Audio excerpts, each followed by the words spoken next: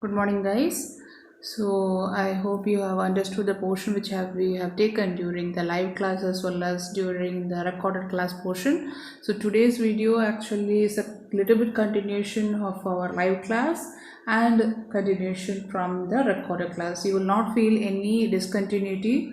So because this are different topics. Okay. So the topic for which we are going to start today is terminal velocity. Terminal velocity. Now guys, we have talked about some of the terms before it. I hope you remember Stokes law. That was a previous section theory portion in the live class, and before that we talked about viscosity. Similarly, and another term or another section which you have to learn is called terminal velocity, right? See, suppose I consider a small solid sphere, right? So let's say it is having I'm so sorry, let me reduce the pose. Okay, right, this is a solid sphere, right? When it is let's say it is having radius a, right? And let's say the sphere is having density rho, and it is falling through an infinite column, right, of a viscous liquid. Let's say that viscous liquid is having density rho, right?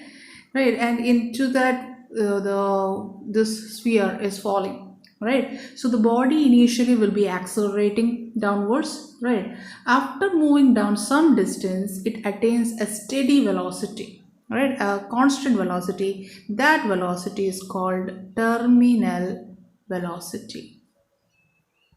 Clear? Right? So when in a viscous fluid, a sphere falls from an upper position to lower position, at some initially it accelerates. At some point, it will attain a constant velocity. That velocity is known as terminal velocity. Clear? Right? And most of the time, terminal velocity is represented by Vt.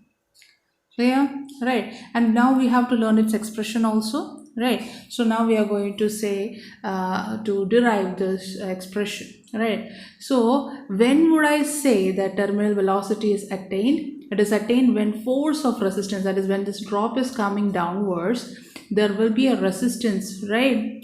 This will be its downward force due to the weight, right? And a resistance force is acted by the liquid on it in the opposite direction. At some point these two becomes equal, then the body is said to be having a constant velocity. This much clear, right? So I can say the when the force of resistance is equal to force due to the gravitational attraction, then I would say it is attaining terminal velocity. I don't know why the pen is not writing. Let me change it. So sorry about it. So what is the resistance force which is acting here? The resistance force is our what? Stokes laws, we have learned about the resistance force, right? So that is 6 pi. What and I are known about the retorting force. So this was our drop. So this was a weight, right? That is mg, that is the weight of this drop. Now there are two opposing force. One is the buoyancy force, that is due to the fluid, right? This opposing means it is actually in this direction, that much you know. And there is a resistance force as per our Stokes law also. When a ball is falling in the downward direction, right, Stokes law force or the force is acting, right? So I can write this Fs plus Fb when equal to mg, then I would say terminal velocity is achieved. What is Fs? Stokes equation, that is 6 pi eta rv, right? So r is the radius, and we have assumed that a is the radius of this sphere, and vt. Why did I write it as vt? We are going to write this, find this terminal velocity. It's much clear.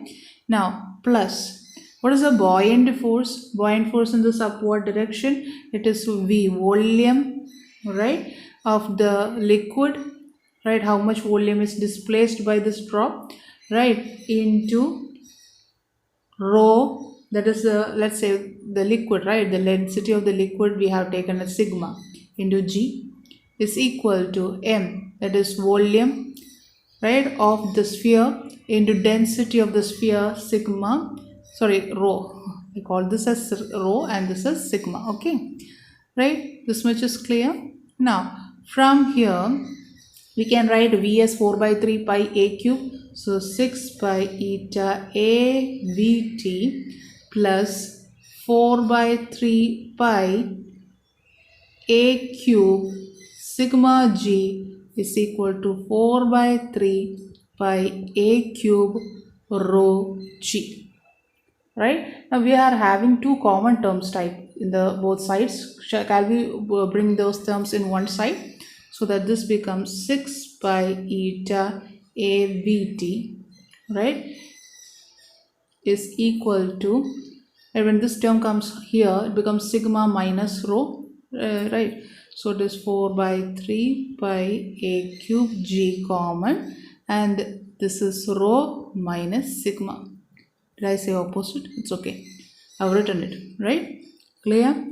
Now we require Vt. So here both terms are having one a, right? So I'm removing this a and this becomes a squared, right? Clear?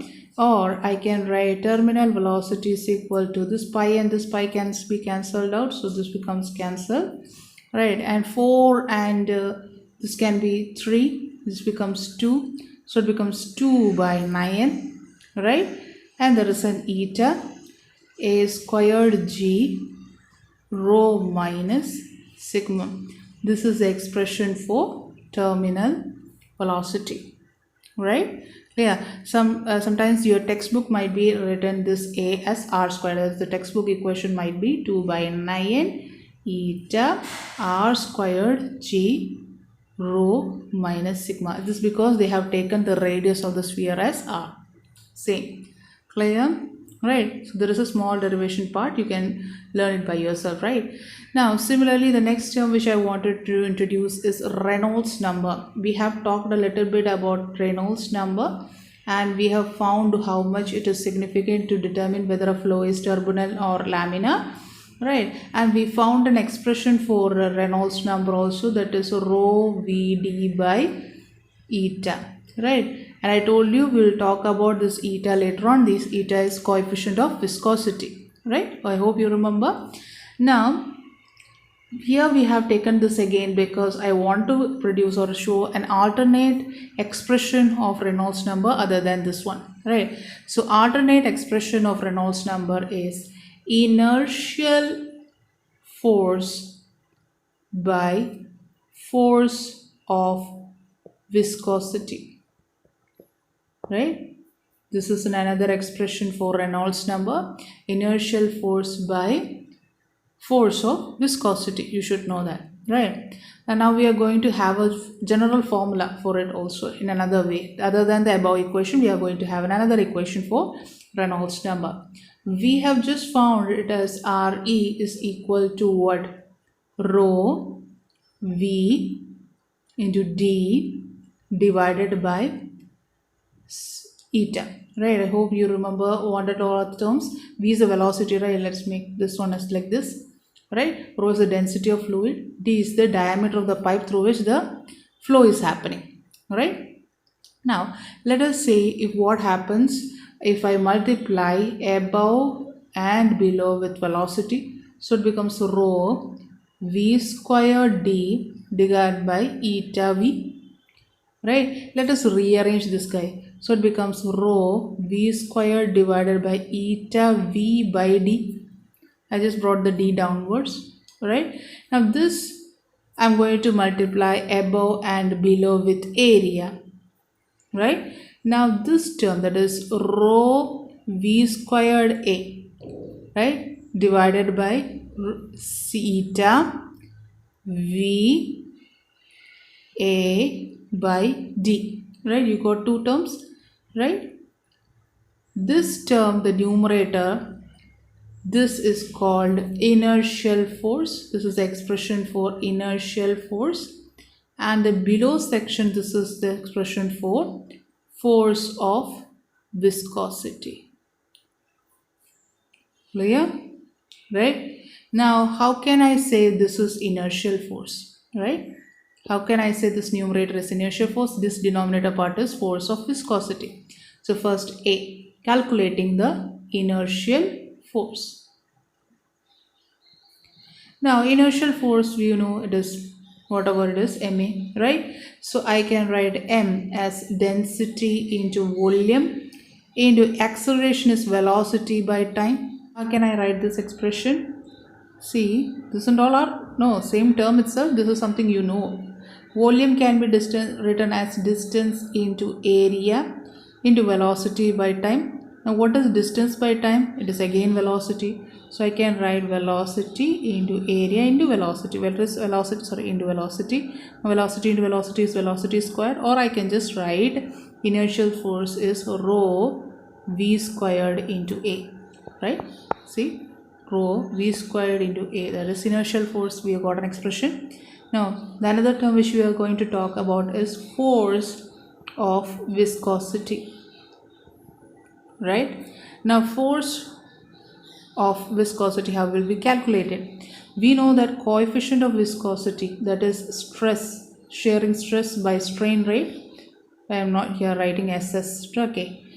Strain rate, shearing stress by strain rate. Now what is shearing stress? It is force per unit area, right? Shearing strain is what actually I have found it, right? Delta x by L divided by time, right? So dex by t, right? Or I told you you can express it as what?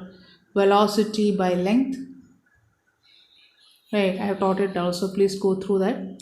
Or I can rearrange this one as f into L divided by a into velocity, right? This is eta, right? Right. Now from here I'm going to write f is equal to eta av divided by L, right? We have seen this expression before.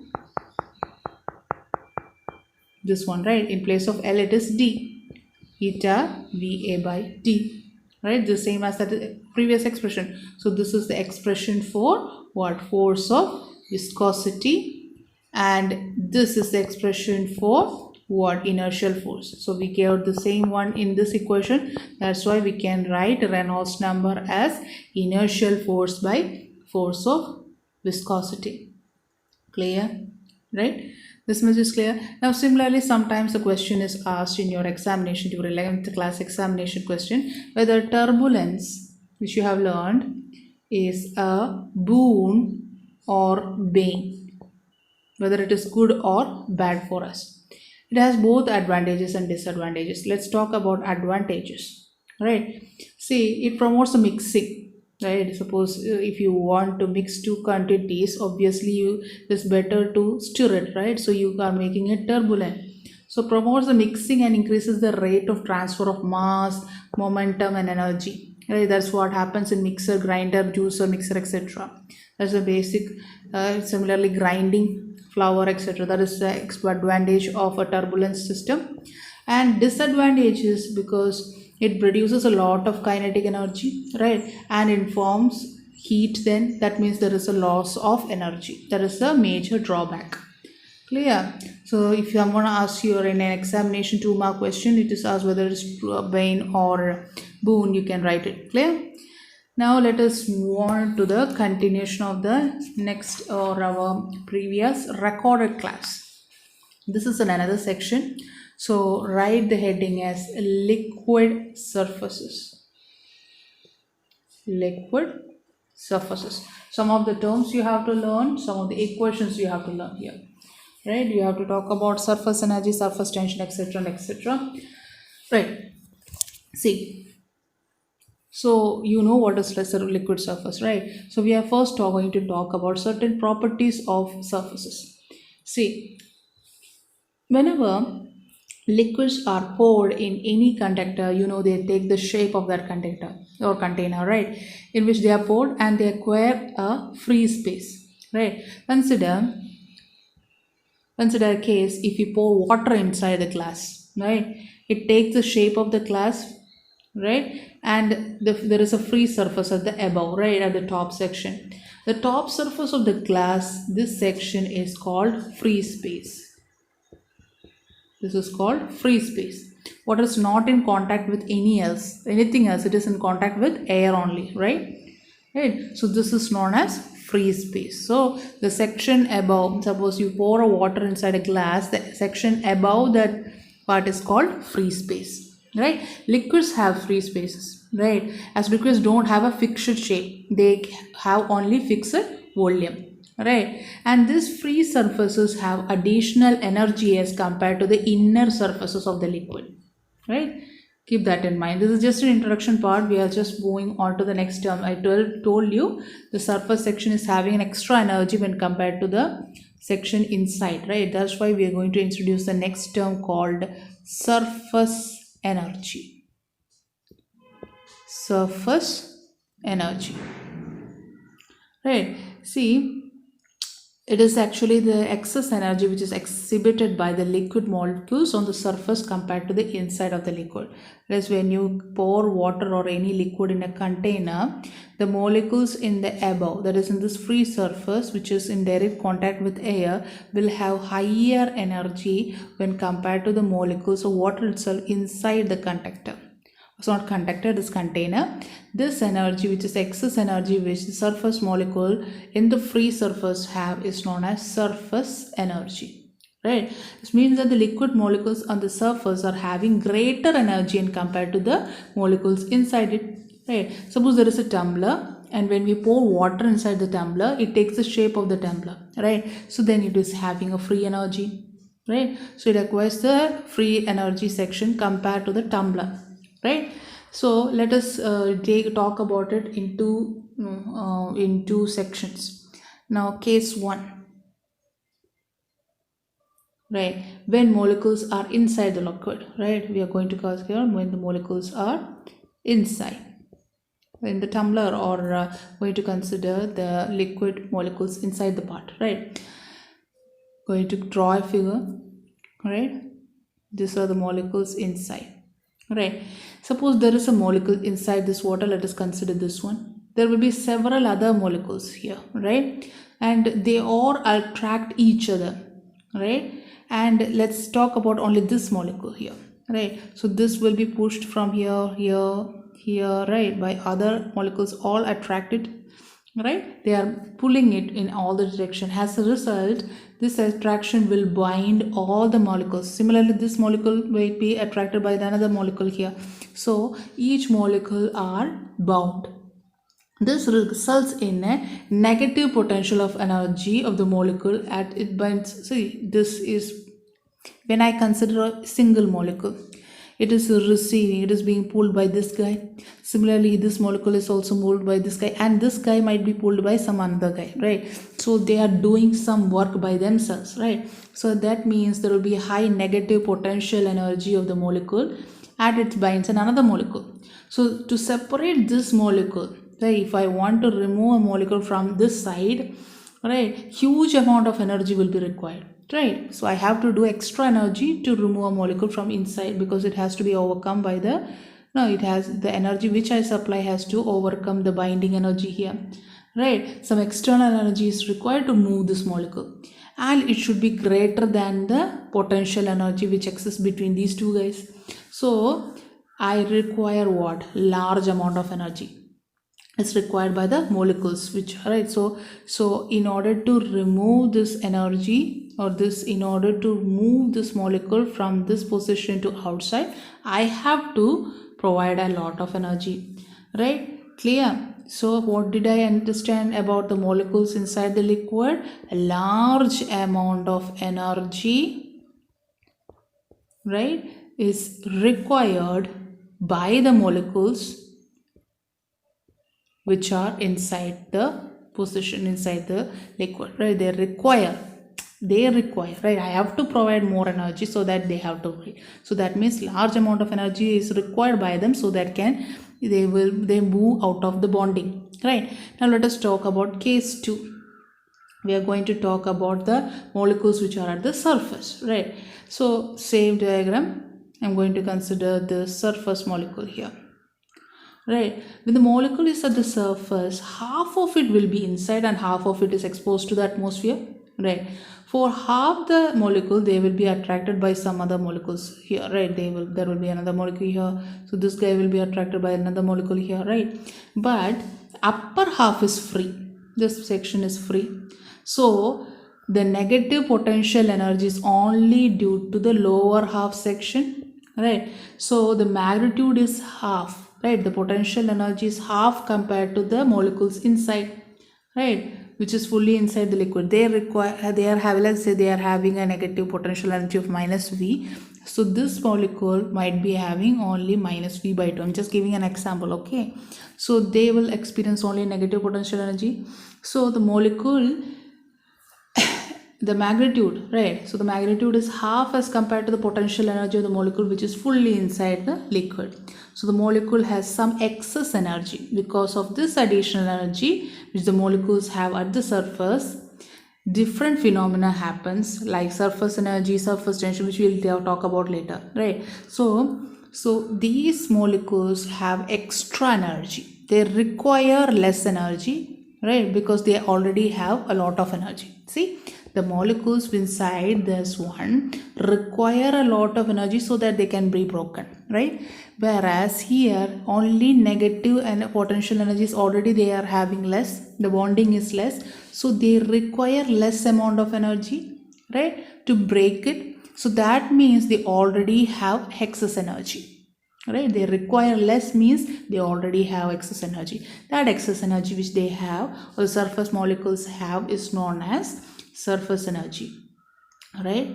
Clear, right? So some of the things you have to know regarding surface energy is, whenever there are two fluids, right, they are in contact, surface energy depends on the material of the surfaces in contact, right, rather than the liquid. It depends upon on which surface the spilling has happened, when on which surface it is spilled, the liquid is spilled, right? That is, keep this point 2 points in keep this in mind. Surface energy decreases if the molecules of the two fluids attract, right? So if they are attracting, the energy is less. So obviously energy will be high when the two fluids are repelling, right? When you consider two fluids, I am making one fluid to fall on another fluid. If they are repelling in each other, then their surface energy is high. When they are attracting, the surface energy is less.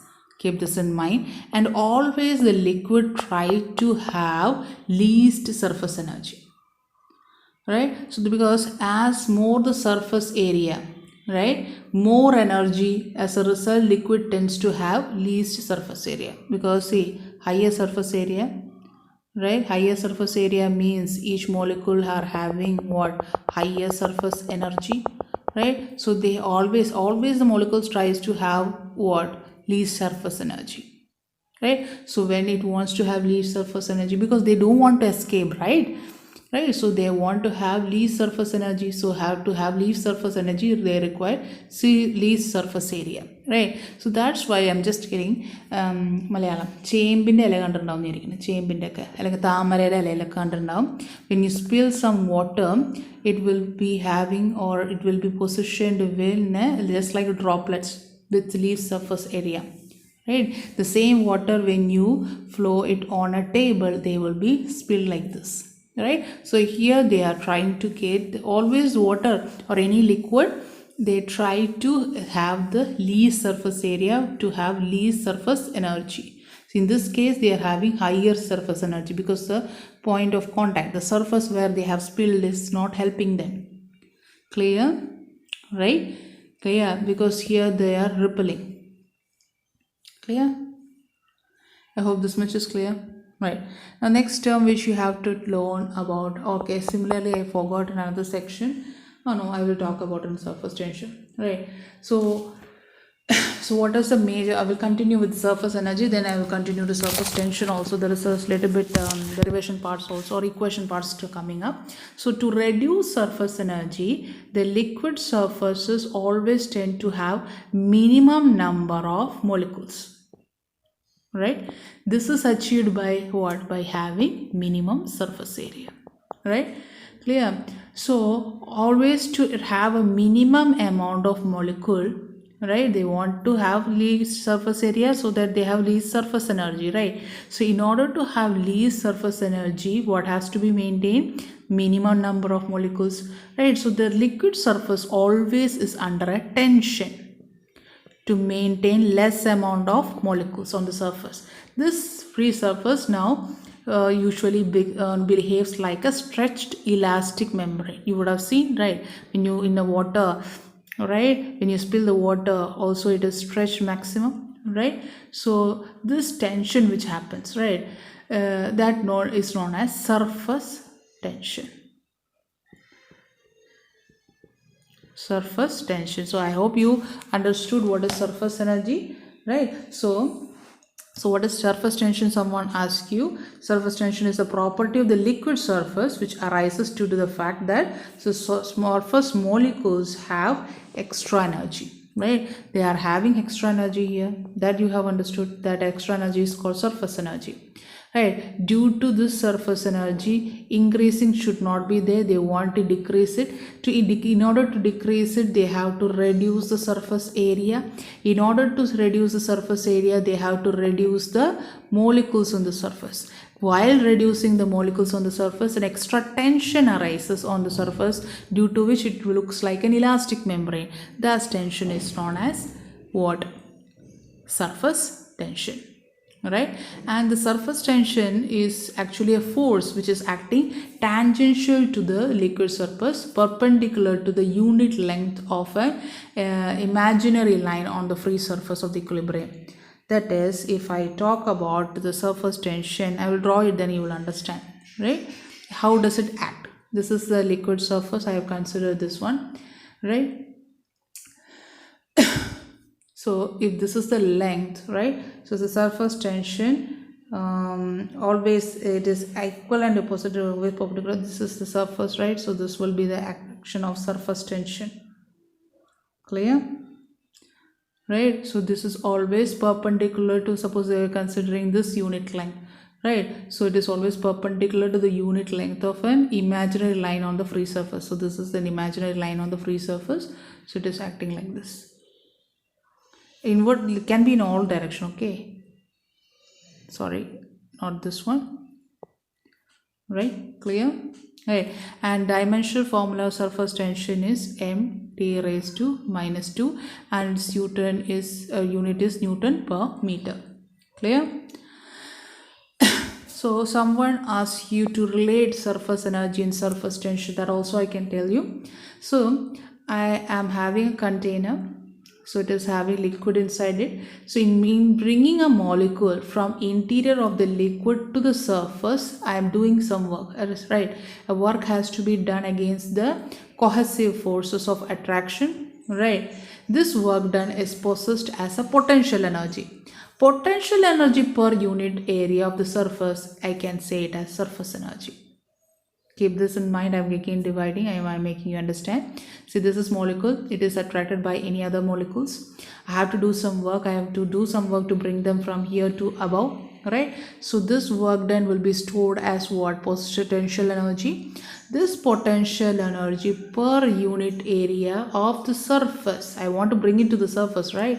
That is known as surface energy. This is a mathematical expression, right? Clear?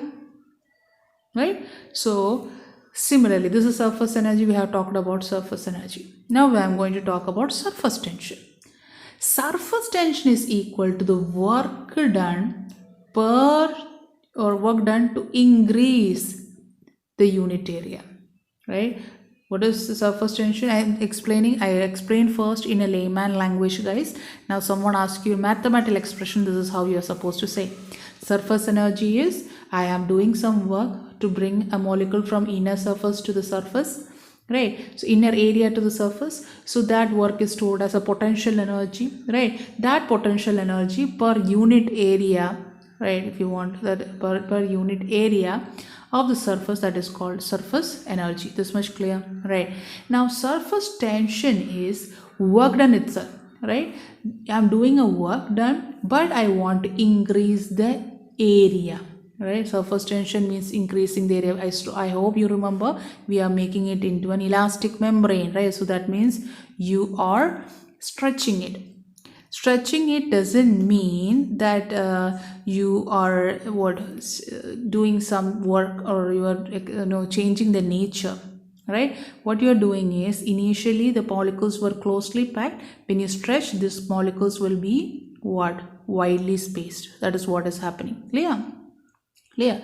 So am I repeating what is surface tension? Surface tension is work done to increase unit area of the liquid film.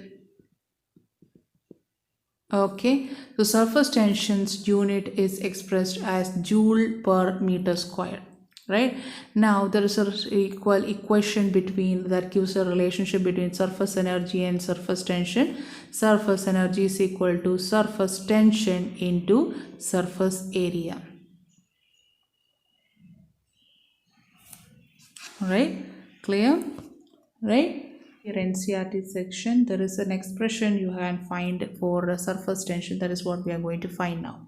Now surface tension as per your textbook is S. Okay, that is the diagram as per textbook is difficult to understand. That's why I'm taking another diagram.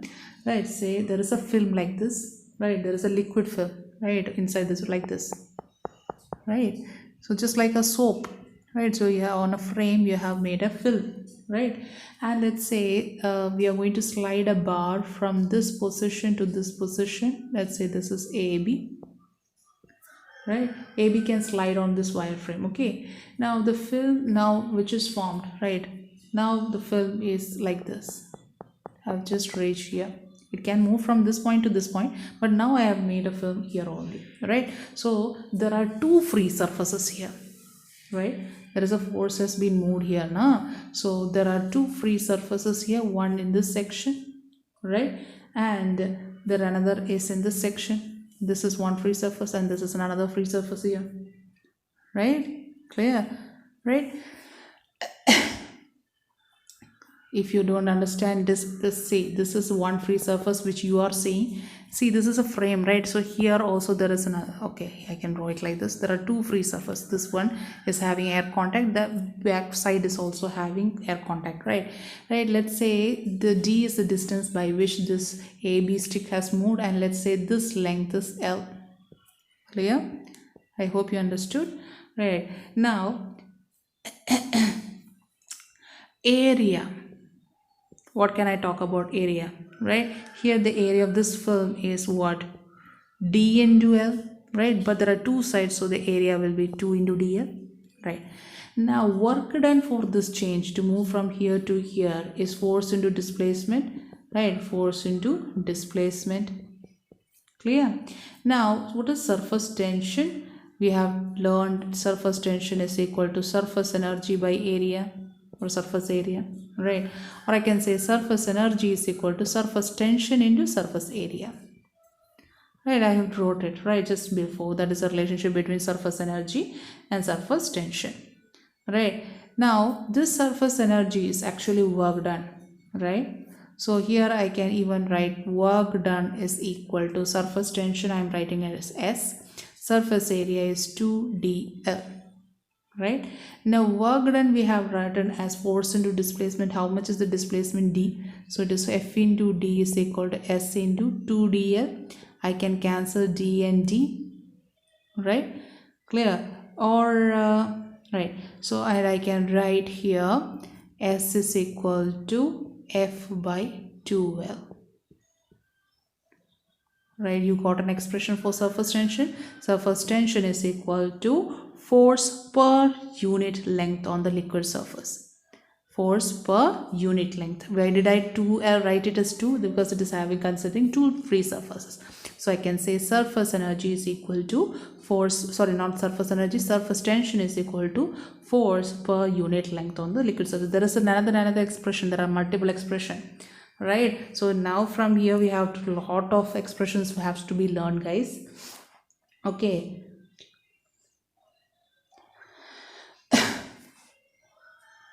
right?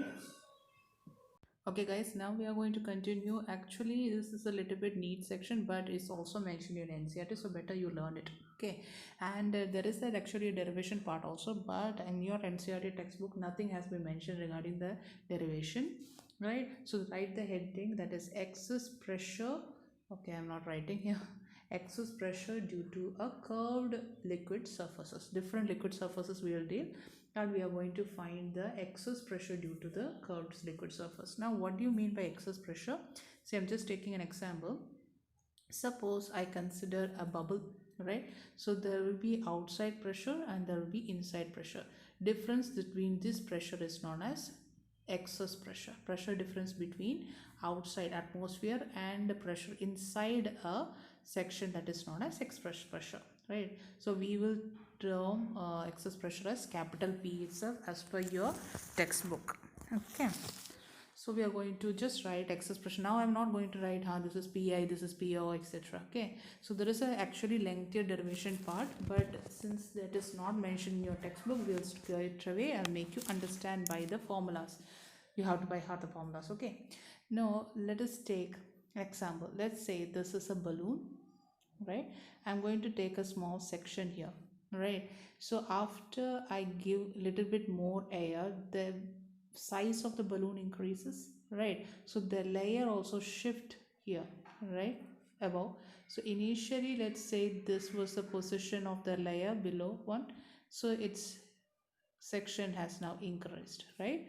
That is due to the increase in pressure. Initially there was an pressure, and when I pushed or gave it air more, or I gave, say there is an excess pressure given, it increased, right? So now I'm going to say that excess pressure is P. That is the initial pressure inside the balloon minus the excess pressure now it is there inside the balloon after you have pushed the air inside it, right? Yeah, this is what happens. So this is a layer, right, and this is another layer, right? This is what happens. Clear? So I'm just giving an idea what we are going to deal with now, right? Now let us say I'm going to consider a film or a layer, or suppose we are going to consider liquid surface, right? So this is a liquid surface, right? This is the initial surface. Let's say that liquid surface increased by this one, right, due to an excess pressure. So this is its initial radius of curvature, let's say r1, and this is its second in radius of curvature r2, right? So general formula for an excess pressure is surface tension into 1 by r1 plus or minus 1 by r2. Mug up this equation. But r1 is this one, this surface radius of curvature, r2 is the surface curvature, right? Now you would ask me why I have written r1 plus or minus or r2. Actually for this example, see, both this r1 is measured from here, r2 is measured from here, right? So this expression was supposed to be plus. Now whereas I can say another condition also, right? The film or liquid surface can be also like this, right? That is, the liquid is here inside here, one surface is like this, another surface is like this, right?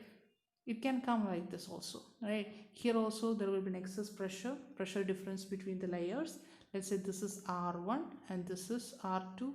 I hope you understand what is the radius of curvature. You have learned in your lower class this. If I take a spherical section, its center might be here, so this from center to here, that is r2, right? Here the excess pressure will be S into 1 by r1 minus 1 by r2. See, they are opposite nature. Clear? Right? Right? Clear? We are not actually mugging up. I hope. Oh, sorry. Pen fell down. Okay. Right? Clear? So I hope this much is clear, guys. Right? So you got a general equation for a liquid surface.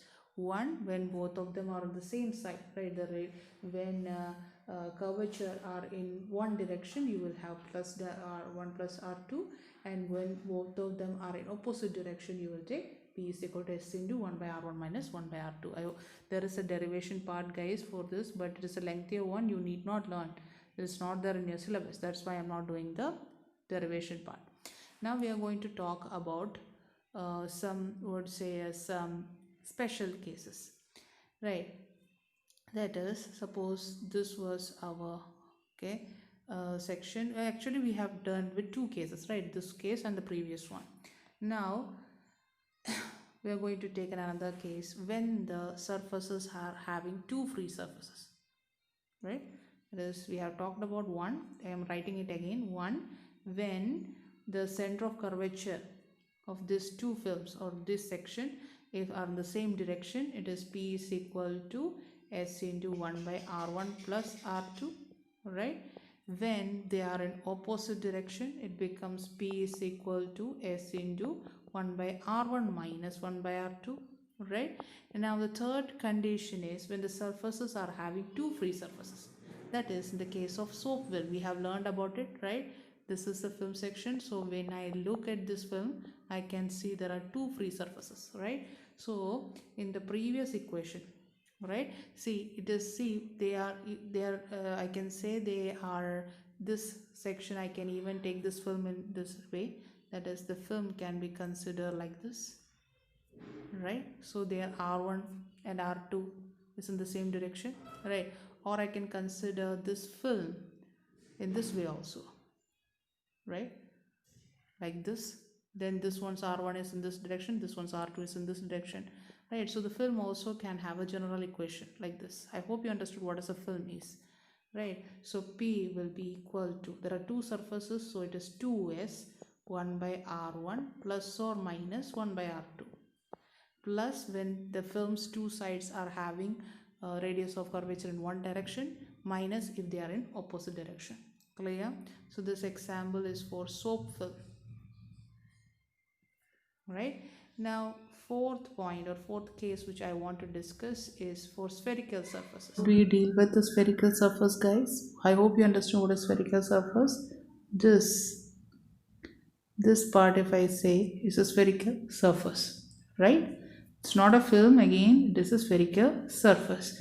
So if I consider this point, it is at a distance r1. Similarly, this surface point is also at a distance r2. If I take r1 and r2 are equal, right? And there is only one free surface, that is here, right? So I can say the initial excess pressure formula, I can just write P is equal to, that is S into 1 by R1 plus R2, both are having R1 and R2 on the same side, and R1 and R2 both are equal, so it becomes 2 by R, right? So I can just write it as S into 2 by R, or I can just write it as 2S by R, right? That is for spherical surface. It is having what? One free surface. Clear? Right? This and all you have to mug up, right? There is only one free surface because R1 is equal to R2 is equal to R. Clear? Right? This is the equation we require. Now the next type which we are going to deal with, sixth one, that is for spherical surface, but we are having two free surfaces. For spherical surfaces, but you have two free surfaces, right? So that means you are going to consider this one spherical surface, you are going to consider this section, and let's say this one also. You are having this free surface and this free surface, you are taking two sections here, right? So you have what? Same radius, right? But you are having two free surfaces, so you will have excess pressure is equal to 2 into this one, that is 4S by R, right? Similarly, seventh point, right, that is surface is cylindrical.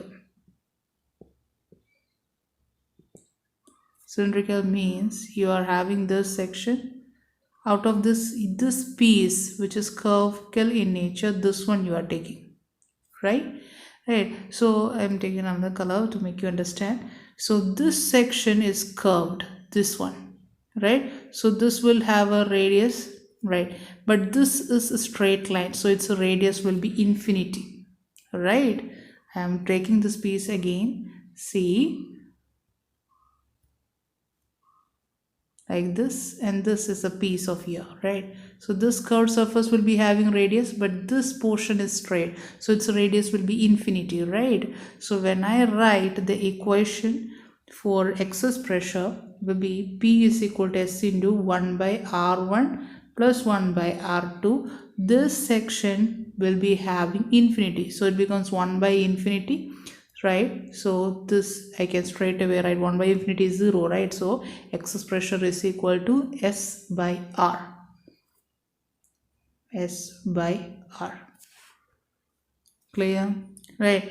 Now the surface is cylindrical itself, right? But suppose it is having two free surfaces. That is, we are going to consider two free surfaces, right? So that means here you have to just multiply a 2, so it becomes 2S by R. Clear? Right? This is very easy if you understand the logic of it. Have a quick review. See, I think I have written the numbers incorrect because while I was recording, my son came up, and when I started to re-record, I think I have jumbled the numbers. Now I have written the entire thing as a sheet. So let's discuss from the first one. This, I hope you can see. This is the two equations which we, from where we started regarding the excess pressure, right? So when you two consider two liquid surfaces and they are having radii R1 and R2, right? So their general excess pressure inside that curved liquid surface, right, is called or given as P is equal to S 1 by R1 plus 1 by R2. If both of them are in the same side, like this. If both of them are in opposite side like this, so their equation becomes the second equation, which I have discussed earlier. Is easier, right? Clear? This liquid surface, in a sense, see, you are having like this. So the liquid is inside, trapped here, right, in this shape. So this liquid trapped here is having this as free surface and this as free surface. This is not a pipe, okay? Not talking about pipe. The liquid itself is in this shape, so it is having this free surface and this free surface. So two liquid surfaces are there. This liquid is having two surfaces, right? And this surface can be arranged depending upon the shape, right? The liquid can arrange like that also, depending upon the arrangement, right? Now this third equation is for the pressure or excess pressure in the case where we have discussed fill. Fill means you are having suppose you are having a arrangement like this and you dip it in a soap water, so you will have a film here. So there are how many free surfaces are there? There are two free surfaces from this side and this side, right? That's why the equation became 2s into 1 by R1 and 2s into 1 by R1 plus or minus. Why did I write plus or minus? This surface can be what? Adding, or it can be minus, just like depending upon the curved way or not. That is what we have talked here, right? Now this film or spherical surface, in a sense, this is the considering a spherical surface, and this portion becomes a spherical surface, right? So here you can directly find the equation. It becomes, so see, this point is having R distance, this is also R distance. You can just write it as what? Only one surface is there, right? Only one free surface is there, right? Whereas, right, you talk about film, right? Film, spherical film, that is the spherical surface with two surfaces. Film means, see, same curvature, you dipped in water. Suppose the film is curvical in nature, not a straight one, right? If you want, I can say, suppose you are having, you are having a circular ring, you dipped it in soap water, there will be a film like this, right? So this becomes a spherical film, right? So that is the spherical surface with two, right? This is the ring which is you are holding, and you dipped it in your soap, and the film is like this, right? So there will be one side and there is another side from here. So there are two free surface. There is this section, that is P is equal to 4s by R. You have to just multiply 2 with this equation. So you get 4s by R. That is our soap bubble example. Alright. Now cylindrical surfaces. This example, it is very difficult, right? Suppose you same example you can take. you are having, like, say, like this arrangement, right? So here you are taking a piece of it, right? So this side will be straight, but this side will be what, curvical in nature, right? So this side's radius becomes 1 by infinity, this side becomes what, clear, right? Now, ouch.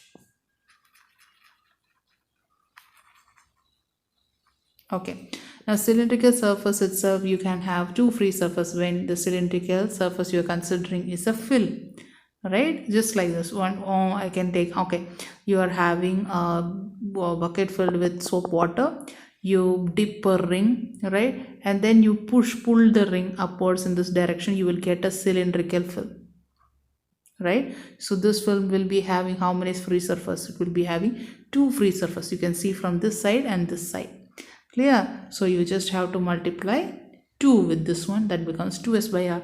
So it is easy to by heart, clear? Right, now we are going with the derivation part of something else, guys. So I would recommend you, it is finally, actually it is just by hearting equation, but we have seen that derivation part in many of the books. So I will go with the derivation, that is excess pressure inside a liquid drop, inside a liquid drop or an air bubble, right? Clear? Let's start the derivation of excess pressure, excess pressure inside a liquid drop, right, or air bubble, right? So the liquid drop, I'm mentioning again, see, this is a container, right, filled with some liquid. Inside that you are going to consider this drop, okay, the liquid drop inside a liquid, right? So you are going to find the excess pressure. What do you mean by excess pressure regarding to this liquid drop? That is, if this is the liquid drop, right, so outside there will be a pressure, right? Let's say that is the pressure PA, and inside there will be a pressure inside the drop. The difference between the pressure between these two, that is P1 minus PA, that is called our excess pressure, right? Clear? This excess pressure is what which is maintaining this liquid drop to have this shape. If this excess pressure had not been there, then they can shrink, right? Clear? So I hope you understood what that excess pressure I had told you before. I just want to make sure you understand, right? So let us find a scenario that, let's say this drop was initially having a radius r, right, and say excess pressure was P, P1 was the inside pressure and PA is the outside pressure. Now suppose by some phenomena I increase the pressure so that the liquid drop enlarge itself, right, by increasing the pressure by, say, let's say initially was P, pressure difference was P, I increase that pressure difference by dP so that the radius increased by dr, so new radius is r plus dr, right? So while I am giving this excess pressure, obviously I am doing a work, right? That work done is equal to force into displacement. So what is the displacement here? dr, right? So what is force? It is pressure into area. So area is 4 pi r square, right, into dr. Clear? So what is the increment in area here? How much area has increased? That is, new area is now 4 pi r plus dr whole square, right? What was the old area? It was 4 pi r square, right? So while you calculate the, or when you find the value, it will be how much? 4 pi, right, r squared plus 2r dr plus dr squared, right, minus 4 pi r squared, right? So you can remove this 4 pi r squared factor. So there will be what? 8 pi r dr plus 4 pi dr squared, right? That is only term which will be remaining. Now here dr itself is a small factor, so dr squared will be further small, so I can remove this section 4 pi dr squared. So how much is the increment in area? That is 8 pi r dr, right? So Now, what will be the potential energy? Increment in area I have written, right? If you want, I can write here increment in area. Now, what will be the increment in potential energy? Or I can say surface energy, right? You know, surface energy, surface tension into area. Now, how much has increased in area? This much. So, I can write S, that is the surface tension, into 8 pi r dr, that is the increment in potential energy, or I can say it is potential energy is same as the surface energy. I hope you remember the definition part there, right? Clear? Right. Sometimes in your books the S will be written as T, no problem, right? Clear? So now what is the potential energy section? I can write it as what? We have just found potential energy is actually work done, right? That work done is stored as a potential energy. So we have found the work done as what?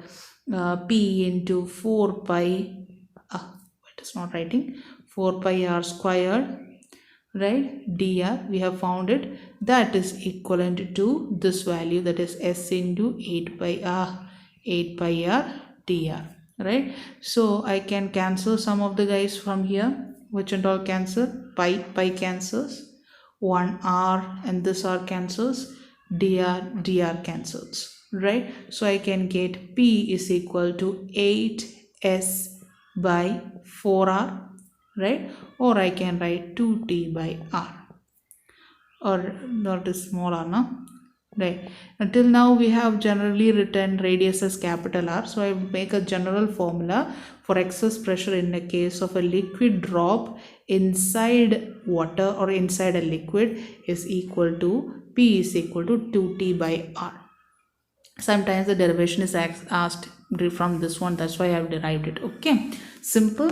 Now this is the same expression in the case of an air bubble also. So in the case of air bubble, right, inside the liquid itself, right, inside the liquid there will be air bubble. So air bubble is also having the same expression, 2T by R. Similarly, liquid drop, right, liquid drop, even if it is in liquid or not, also has 2T by R, right? So liquid drop and air bubble inside the liquid, right? So I will write it here. So a liquid drop and bubble, right, air bubble inside a liquid has the same excess pressure expression, that is 2T by R. Now similar, not 2T, 2S by R. So I think it is 2S by R. Until here we have written as, and I just named it as, okay, sorry, 2S by R. This is 8, 2S by R, right? Clear? Now there is a small section extra, that is bubble, for a spherical bubble, not in the case of inside a liquid. That is, you are just having spherical bubble, right? We have already told about soap bubble, right? 4S by R, right? Same expression. I'm just going to explain this using this derivation, right? We have already found that the spherical bubble is having expression of excess pressure as 4S by R. Yeah, you have learned it, right? Remember, I made a lot of points in between that. I told you about a spherical bubble, right? It is having two free surfaces, right? Spherical bubble like this, right? I've taught it, right? And if you remember, we have talked about spherical film, right? So actually spherical film is actually what? It is spherical bubble itself, right? Yeah. So soap bubble is an example of spherical film, right? Yeah. So spherical film or a spherical bubble, we have already learned its expression as 4S by R. Now let us derive the same from this expression also. See, inside the liquid, right, when air bubble exists, its excess pressure is given by 2S by R. Yes. Now let us bring this air bubble outside, right? Now this air bubble is having two free space, right? Because inside also air, outside also air, right? So you have two free space, so that is 4S by R. Clear? So there are two ways we have generated the same equation. So no need to confuse. I just wanted to make sure you remember the derivation parts. Clear? Right. So I'm not going to increase the derivation part because there are little bit, or I would say more derivation parts coming up in the next video section. So a lot of derivation section and lot of things to by heart is there. So I request you guys to by heart the entire thing, right? So it is better if you make a chart, right? So what was the excess pressure in the case of a curved liquid surface? The general formula is excess pressure is equal to S is equal to 1 by R1 plus 1 by R2. If the liquid is in such a way that it is having two surfaces and they are having the radius of curvature in the same direction, it becomes plus. If the radius of curvature is in the opposite direction, it becomes 1 by R1 minus 1 by R2. Remember.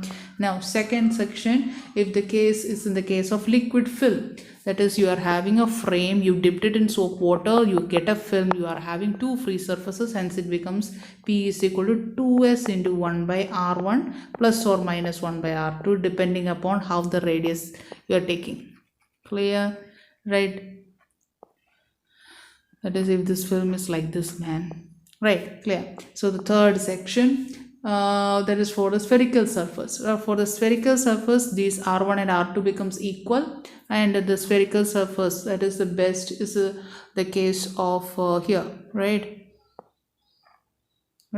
So I'm only taking one spherical surface, so I can remove this much part, right? So this point and this point both are having same radius of curvature, right? So it becomes 2S by R, right? And the next one is the spherical film, right? That is our soap bubble is having two free surface, hence it becomes 4S by R, right? And then we had just in the derivation part we did for a drop, right? Spherical drop or air bubble inside the liquid, we found it as 2S by R, right?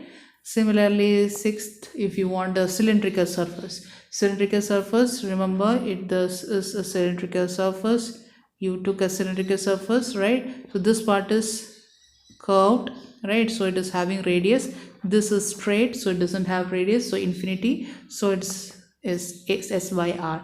Now similarly, this cylindrical surface itself, if I am considering two free surfaces out of it, that is I am going to consider a cylindrical film. So the excess pressure is given by 2S by R. Clear? So make a chart and then study. Clear?